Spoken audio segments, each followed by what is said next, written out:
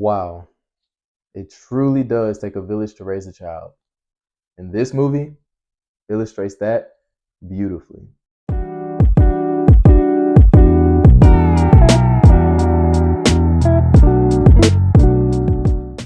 Welcome back, fellow movie lovers, to another video of Everything Movies. I'm your host, Jefferson Coe, and today I will be reviewing The Wild Robot. Do you need assistance?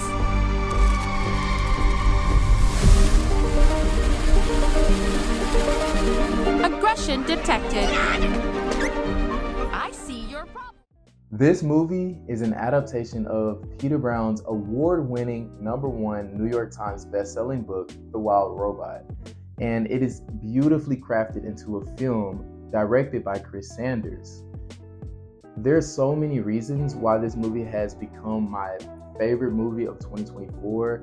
And it starts off just by simply because it is a movie about finding yourself, parenthood, community. Those are the three main things that I took away from this film. I just cannot stress this enough that if you have not seen this movie yet, or you haven't heard of it until now, I advise you to go watch this movie, because it is one of those films that I believe that as a kid, if I was a kid of today, I probably wouldn't understand most of it now, but it's one of those films that when you get older, or when a kid gets older, or over time, you will learn more and more and more from it if you keep rewatching it. Processing language. You need to learn how things work on this island. The movie starts off with Roz, played by Lupita Nyong'o, and she is sent to an island full of animals and wild nature. And initially she is there and she's like, who sent me here? Who sent me here? Or who do I need to please? Who do I need to help? Because her program is all about her finding whoever ordered her and doing whatever that person tells her to do. So given whatever task that she is assigned, she is programmed to complete that task. And then over time, she finds herself having to take on the responsibility of raising a little duckling named Brightbill. So throughout the film, she has to learn and grow and change as a robot in order to properly raise this duck. I do not have the programming to be a mother. She finds herself needing the help of other animals throughout the story, and that is what gets her along. But throughout this journey, she finds an even bigger purpose beyond just being a parent. He's a runt. His chances aren't super good. I will protect him. He's got to leave this island by fall. Right, Bill? It really showed her struggles while parenting in many humorous ways. I can only imagine what actual parents thought of this movie as they were watching it with their kids, because there's so many jokes that I feel as though this movie threw in there that only the parent will get. And the kids will just be like, what? I don't get it. But I think that is totally fine to do in family movies like this. I just really love how they intelligently showed how Roz went against her programming, and she eventually had to learn things that her programmers didn't teach her. And so this formed her into more than just a robot. It formed her into more human than she ever thought she could be. Another thing that I really liked about this movie is that in the beginning, the members of the island saw her as an outcast. They saw her as a foreigner and they were scared of her. But throughout the film, Roz was able to positively influence all of these different animals and characters, and she was able to show them a better way to coexist.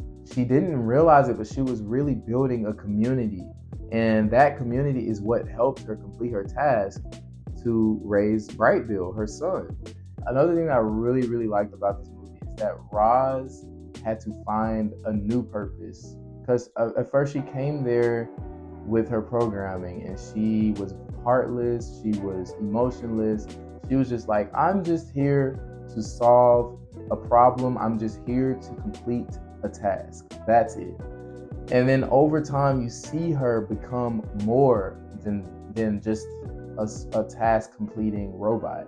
So I thought that was really, really cool. And you see her identity change. At first, it was very emotionless, but by the end of the movie, it almost looks like she's crying. I know it's animated, but I just love how an animated movie can do that. How they can really show emotion through their art and make you really feel something. I remember my very first time seeing this movie, and I was like, wow. Like it was one part in the movie which, they zoom in on her face and you can really feel the emotion. I'm very much an empathetic person, and so like even through a animated robot, I could feel, it was almost as if I could really feel how she felt just based off of her face. And so I thought that was really cool, and it really showed how she was becoming more than just a programming, more than just a robot, and hence becoming a wild robot.